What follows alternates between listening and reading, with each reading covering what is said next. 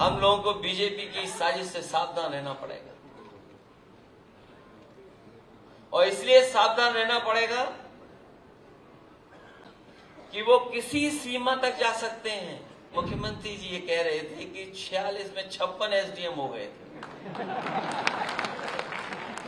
अब इनको गिनती कौन समझाए। समाज की साजिश की वजह से हम पिछड़े हैं।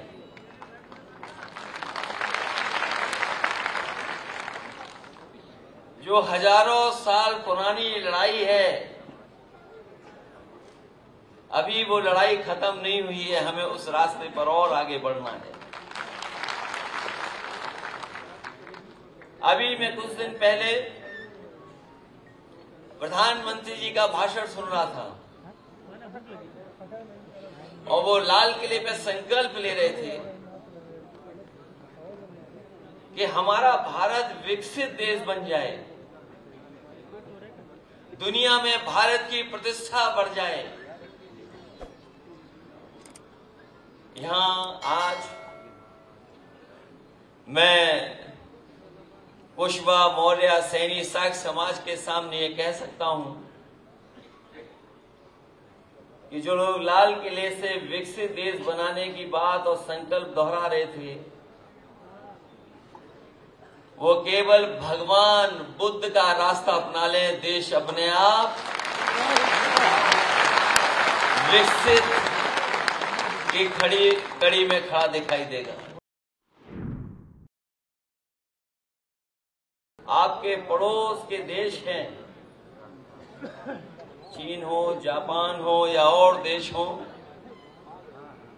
अगर हम आकलन करें तो सोचो वहां पर कितनी खुशहाली है आज।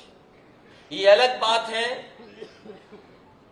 कि कुछ जगह पर वो लोकतंत्र नहीं जितना लोकतंत्र हमारा है, जो आजादी देता है। लेकिन कहीं न कहीं जब हम बाबा साहब भीमराव अम्बेडकर जी को याद करते हैं तो ये उन्हीं का संविधान दिया हुआ है जो हमें अधिकार देता है, हमें सम्मान देने के रास्ते पे ले जाता है। इसलिए आज जहां हमारा देश विकसित होना चाहिए, वहीं हमें यह भी सोचना पड़ेगा कि वो कौन सी समाज की ताकतें हैं जो बाबा साहब भीमराव अम्बेडकर जी का दिया हुआ संविधान को हम लोगों से छीनना चाहते हैं। यहां जितने लोग हम लोग बैठे हैं, हम लोगों को बीजेपी की साजिश से सावधान रहना पड़ेगा। और इसलिए सावधान रहना पड़ेगा कि वो किसी सीमा तक जा सकते हैं। हालांकि जो हालत उसकी हुई है, मुझे तो यही लगता है कि समाजवादी एम्बुलेंस जो चलाई गई थी उसी में वो गया होगा।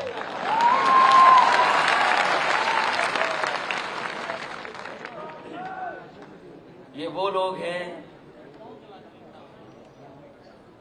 जो घबरा रहे हैं कि समाज धीरे धीरे जागरूक होता जा रहा है। समाज अपने अधिकारों को समझने लगा है।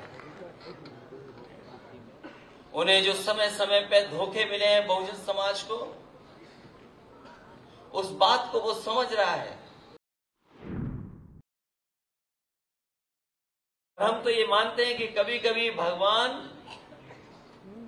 किसी के जवान पे सरस्वती ला देता है। अभी कुछ दिन पहले आपने देखा होगा कि हमारे मुख्यमंत्री जी ये कह रहे थे कि 46 में 56 एसडीएम हो गए थे। अब इनको गिनती कौन समझाए।